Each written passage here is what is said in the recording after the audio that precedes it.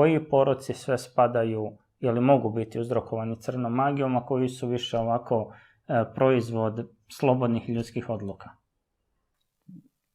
Za cigare bi rekla da su slobodna volja čoveka, a za alkohol, drogu, kockanje, mogu da kažem da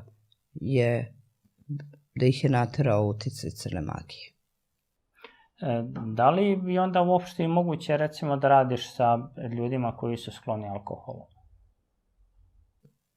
Da, kako da ne, može da se jako puno pomogne, ali u mnogo slučajeva je potrebno da ta osoba koja koristi alkohol, da želi to i da prihvati to, ali ti su retki, oni neće da prihvate. I onda radimo neke rituale za koje ne mora da zna osoba da bi izašao iz toga, ali bi mnogo lakše bilo i brže kad bi osoba htela i pristala.